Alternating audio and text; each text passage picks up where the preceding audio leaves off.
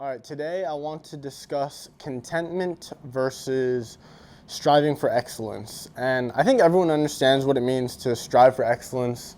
Obviously, it means like aspiring for greatness, achieving that which is fantastic, noteworthy, commendable, etc. But contentment, simply defined, is the state, the quality of being content, satisfied. And I think it's interesting, it's important to juxtapose the two.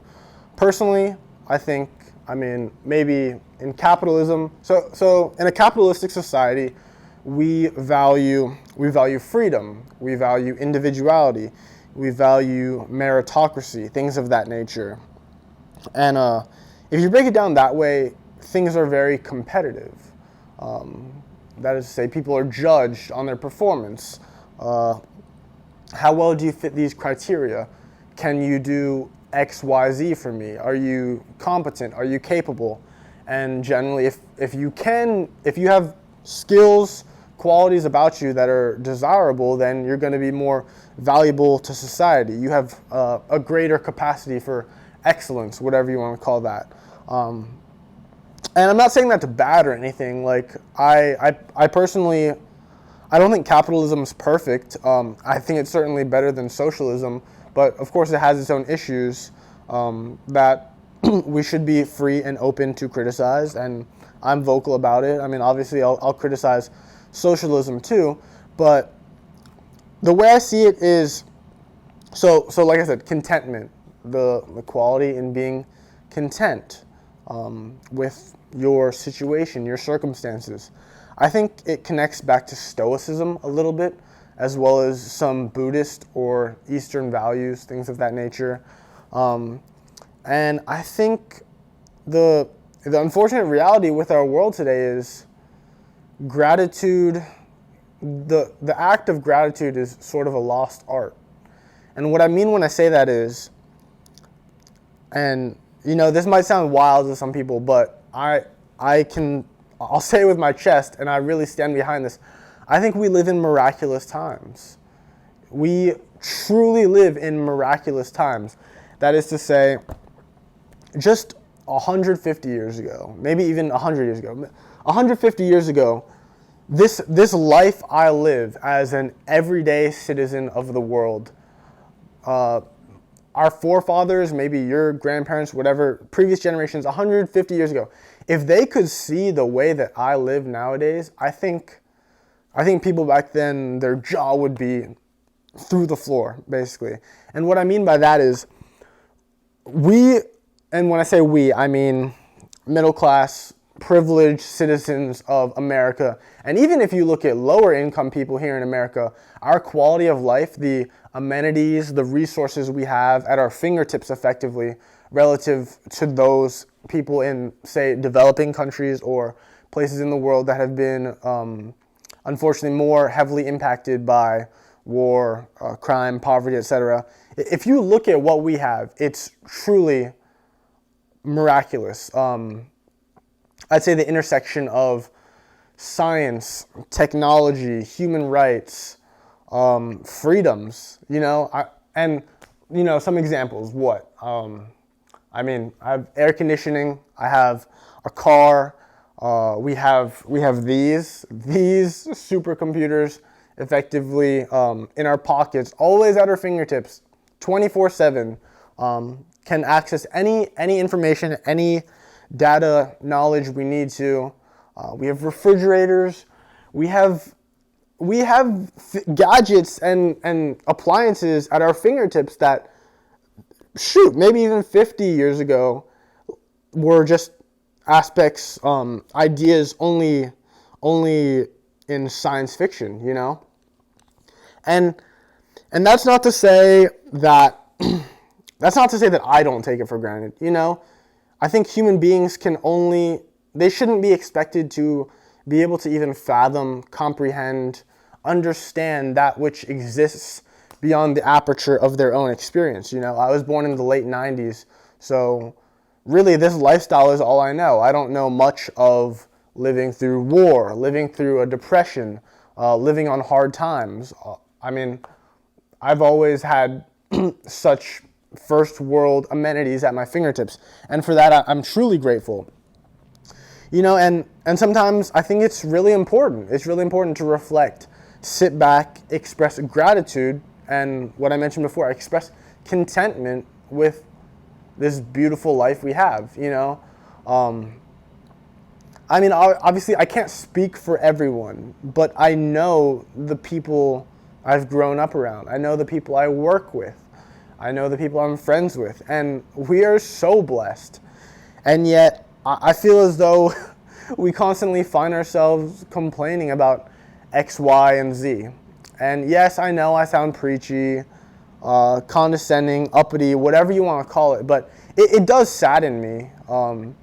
Just thinking about the grand scheme of things, I think the world can be super ugly at times, and people can express animosity, vitriol, I'm going to keep it real, just ugliness.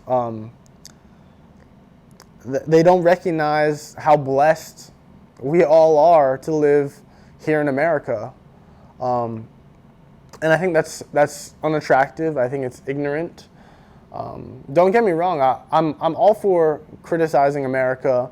We have our flaws, and no entity, no nation, no community is perfect. No group is free, or I should say, immune to criticism and discussion about, maybe we can improve this, maybe we can improve that. But I think many people my age, and even millennials, people older than me, they're just out of touch with reality, the realities that the rest of the world experiences.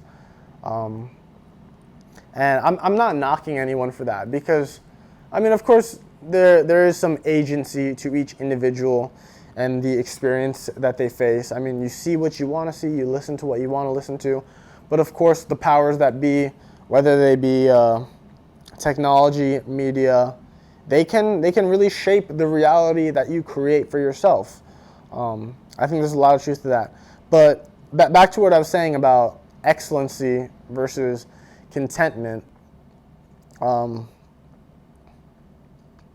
do live a nice life, a pleasant life.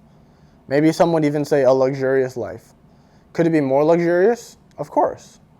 Could I work harder? Of course. Could I earn more money? Of course. I could do all these things. Some people, I could do all these things that could enhance my life. I could work harder, stay up later, read more, talk to more people. I could do all these things. And the question that I have to ask from there is, would it actually enhance my life? Sure, I could get more accolades, using metaphors for sports, other stuff. I could get a record deal. I could win another championship. I could lose weight. I could get a pay raise. I could do all of these things. But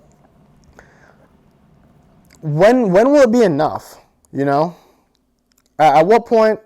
Different people have different standards. Different people have different expectations for themselves. But for me, when I quantify things, when I think about qualities, I don't know at what point I can sit here and say to myself, you know what? I have this on my resume.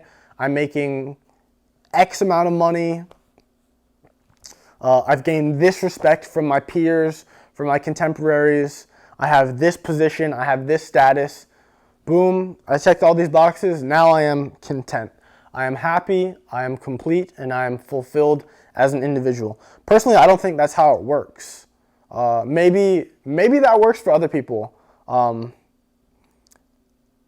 Personally, I see flaws in it. I don't think it's healthy. I don't think it will work in the long run, but I can't criticize too much. If it works for you, different people have different relationships and expectations for their own happiness, for their own contentment. Just because it's not my cup of tea doesn't necessarily mean I need to prescribe my cup of tea to someone else, But that being said, I'm always going to be a proponent of hard work, of aspiring for excellence, of aspiring to do the right thing, make the world a better place, maybe contribute things to the world. I mean, that's the reason why I live this life I have today, due to the sacrifices, the the geniuses of the past, the people who made cars, that the feats of engineering of cars, refrigerators, modern plumbing. They made them accessible to the everyday man, aka me, maybe you watching this. And I'm so grateful for that. Will I make incredible innovation to the world? Will I change the world?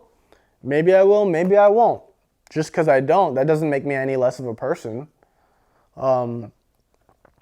If we're too busy coveting these things, recognition, admiration, whatever you want to call it, maybe a larger sum of money, we can lose sight of the simplest things in life. And yes, I know that sounds cheesy, but life is really simple when you get down to it. And I think happiness is really simple. But we, as human beings, we complicate it for ourselves. In my observations, I've seen it's very rare that you see a human being intentionally trying to simplify themselves or simplify their own lives. Oftentimes you see people trying to sophisticate themselves, make themselves be more exotic, multifaceted. You want more gadgets, you want more accessories, more clothing, a car, a house. You want to change this about your appearance, have people perceive you in this way. But rarely do you see someone who tones it down and subtracts and just reverts, I'd say, to their human nature. And there's a quote I like that ties directly into that. I don't know who said it exactly. It's a very simple, short quote. It goes, quote, "To be happy is very simple. To be simple is very difficult, end quote." That's a quote that I really like, I really value. Maybe it makes sense to you, maybe it doesn't. If it doesn't, I just encourage you to think about it a little more and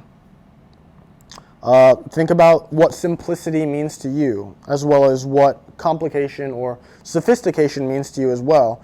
And I'd say, in closing, I'd say never lose sight of your inner child, your inner person, who you are at the root level, the simple things that might make you smile, or the things that might even make you frown.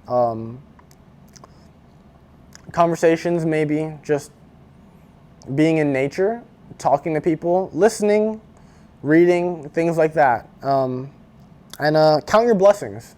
Count your blessings, because you never know when things can go south. You know, if history has shown anything, it's that qualities of life, I guess, revolution is always around the corner, I'd say. Nothing's guaranteed. Even though you might be comfortable one day, a week later, a day later, I don't know, a year later, life can look very different. And you might find yourself thinking back, wow, what did I ever have to actually complain about back then? What did I ever have to worry about?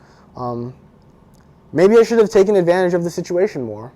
Maybe I should have told that person I appreciated them. Maybe I should have told them I loved them. Maybe I should have taken those chances. You never know. But never forget what it means to be human. That's what I have to say. Thanks.